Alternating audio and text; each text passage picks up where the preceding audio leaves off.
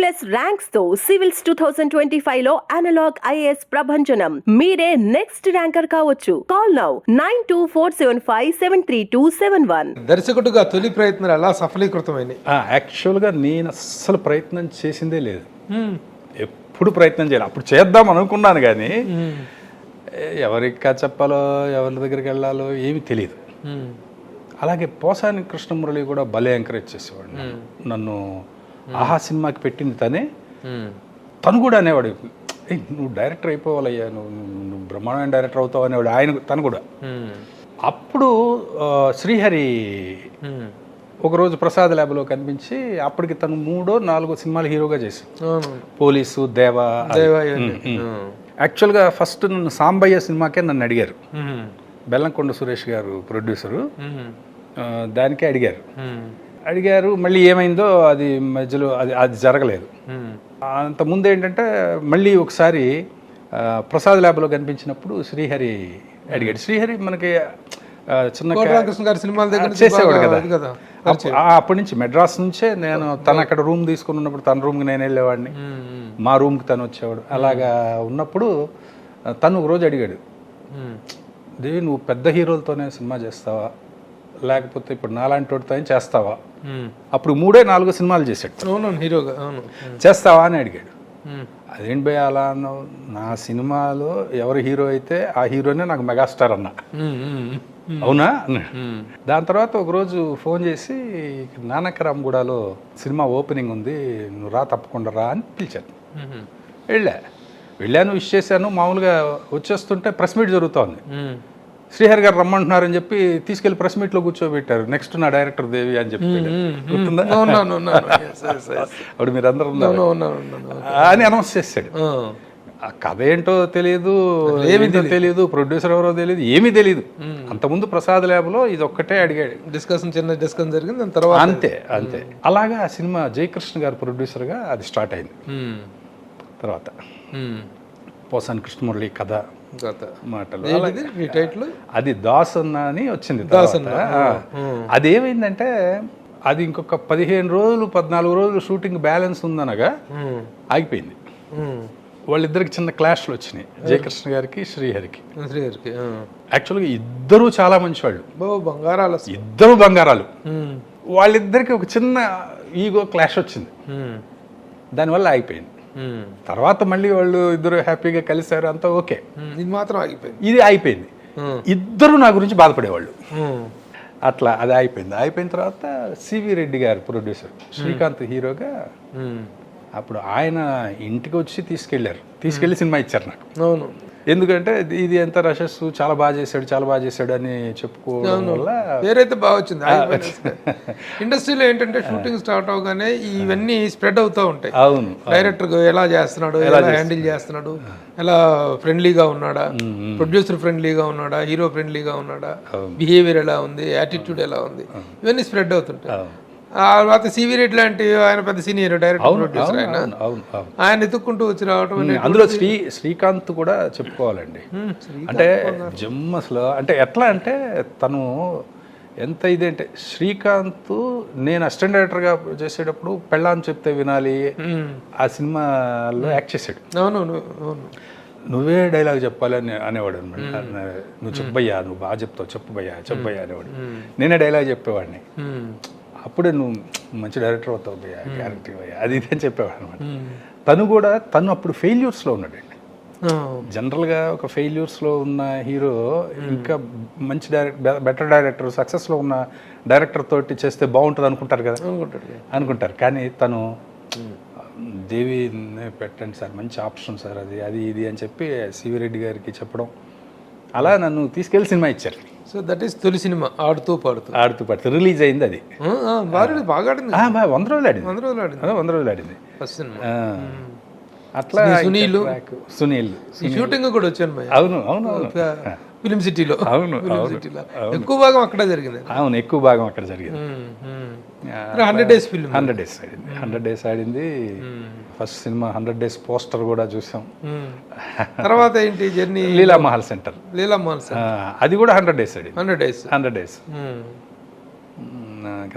Wonderful crime thriller అది, అవును లీలామహల్ సెంటర్లో అవును బాగా ఆడింది అది బాగా ఆడింది.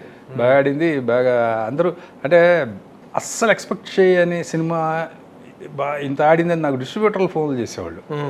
అది అసలు భలే ఆనందం కలిగించేదన్నమాట.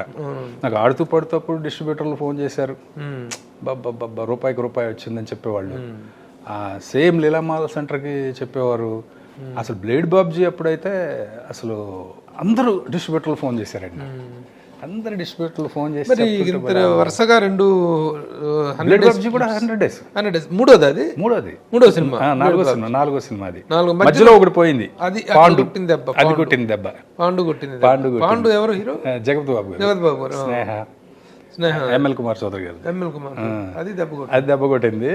మళ్ళీ బ్లేడ్ బాబ్జీ మళ్ళీ 100 రోజులు ఆడింది. 100 రోజులు మరి 300 రోజుల సినిమాలు పెట్టుకున్న తర్వాత ఎందుకు కెరీర్లో అనుకున్నంత ఊపు రాకపోవటం? యాక్చువల్గా దానికి కారణం నేనే, వేరే ఎవరు కాదు. ఇండస్ట్రీ నిజంగా చాలా అవకాశాలకు దారి చూపించింది నాకు. నేను అందిపుచ్చుకోలేకపోయా, నేను చేయలేకపోయా. దీనికి కారణం ఏంటి? కారణం అంటే నాకు కొంచెం ఫ్రీడమ్ అనేది కావాలి అని ఎప్పుడు ఉండేది డైరెక్టర్గా. అంటే ఒక అపోహ ఉండేదన్నమాట.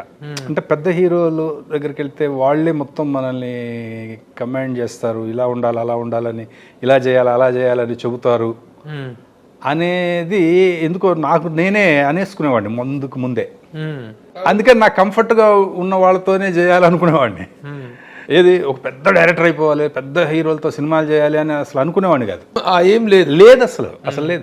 అవకాశాలు వచ్చినాయి. చెప్పు, ఎవరెవరిని రిజెక్ట్ చేసావు? ఎవరెవరితో వచ్చిన అవకాశాలు? మోహన్ బాబు గారి ఒకసారి ఏది ఆ సినిమా, అప్పుడు మన సినిమా ఏదో తర్వాత తీశారు కూడా అది మన గౌతమ్ రాజు గారు కాల్ చేసి, ఎడిటర్ గౌతమ్ రాజు గారు తర్వాత శేషు గారు కూడా వచ్చారు. ఆయన అప్పుడు మోహన్ బాబు గారు డేట్లు చూసారు, బ్రహ్మానందం గారు ఆయన కూడా వచ్చి చేయాలి అది ఇది అని అడిగారు. గౌతమ్ రాజు గారు అయితే 2-3 సార్లు ఫోన్ చేసి మీరు చేస్తే బాగుంటుంది అని చెప్పి, అంటే నాకు ఆల్రెడీ ఏం చెప్పారంటే ఆల్రెడీ మొత్తం స్క్రిప్ట్ రెడీగా ఉంది, నువ్వు వచ్చి డైరెక్ట్ చేయడమే అన్నారు.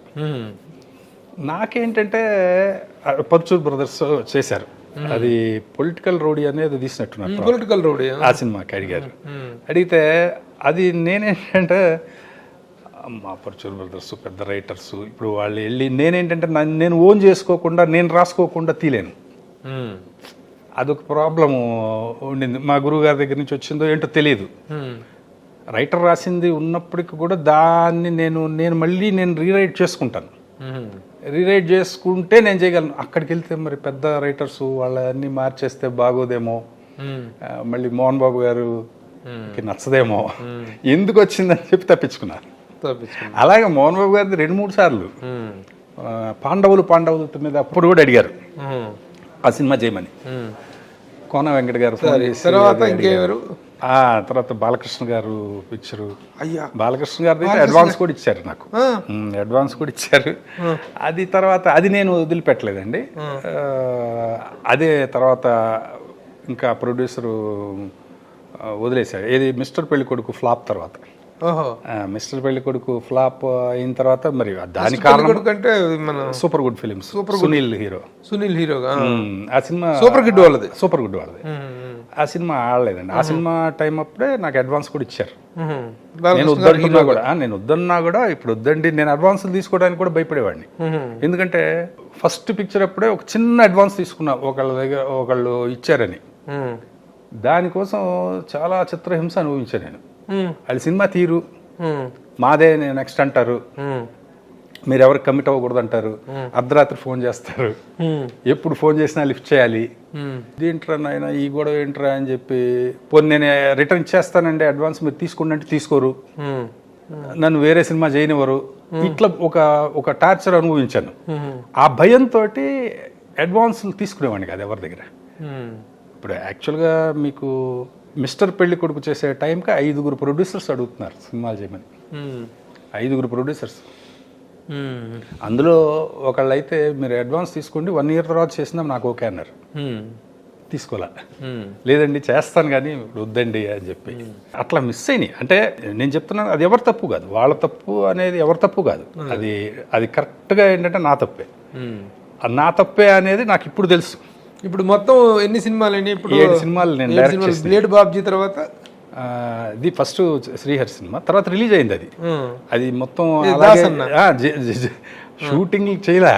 ఇప్పుడు అది ఎలా, ఇప్పుడు 1, 2, 3 సీన్లు చేసాం, 4, 5 చేయలే, 6, 7, 8, 9, 10, 11, 12, 13 వరకు చేసాం, మళ్ళీ 14 సీన్ చేయలే, మళ్ళీ 15, 16, 10 అట్లా చేస్తాం కదా. అంటే ఒక షెడ్యూల్ మొత్తం బ్యాలెన్స్ ఉండిపోయింది. అది రఘువరన్ విలన్ సినిమాలో. ఆ టైం గ్యాప్లో రఘువరన్ చనిపోయాడు, మల్లికార్జునరావు గారు చనిపోయాడు, ఆర్టిస్టులే లేరు కొంతమంది. ఇలా ఉన్నప్పుడు మీనా హీరోయిన్, తనకి ఏదో మ్యారేజ్ అయిపోయినట్టు ఏదో ఇట్లాంటి సిచ్యువేషన్స్ అన్నీ అలా వచ్చినాయి. ఇప్పుడు ఏదో రకంగా చేసి దీన్ని బయటికి పంపించాలన్నారు. ఎలా చేస్తాం అసలు? దానికి ఏదో నేనే రాసిచ్చాను డైలాగులు, ఏదో లింకులు పెట్టి వాళ్ళు చేసేసి ఏదో రిలీజ్ చేశారు. అది తర్వాత ఆ సినిమాకి డబ్బులు వచ్చినాయి. అతనికి నట్టి కుమార్ ఏదో నట్లు బోల్టులు బిగించి ఉంటాడు. నాకు డబ్బులు వచ్చినాయి అంటాడు ఆయన ఆ సినిమాకి. ఏది నిజం చెప్పాలంటే అందులో 14 రోజులు షూటింగ్ బ్యాలెన్స్ ఉంది. అది ఏదో తిమ్మిరి పంపిణీ చేస్తారు, ఏదో మొత్తానికి బిజినెస్ అదేదో చేసేసి చేశారనమాట. 7 సినిమాలు ఏమేంటి వరుస? ఇది దాసన్న, ఆడుతూ పాడుతూ, లీలా మహల్ సెంటర్, పాండు, బ్లేడ్ బాబ్జీ, కెవ్వు కేక, మిస్టర్ పెళ్లి కొడుకు. 7 సినిమాల తర్వాత డైరెక్టర్గా ఏం లేనట్టేనా దేవి? లేదు, 100% చేస్తాను. చేస్తావు? 100% చేస్తాను. చూడండి, వెరీ గుడ్. రెడీ అవుతున్నాయా ప్రణాళిక? అదే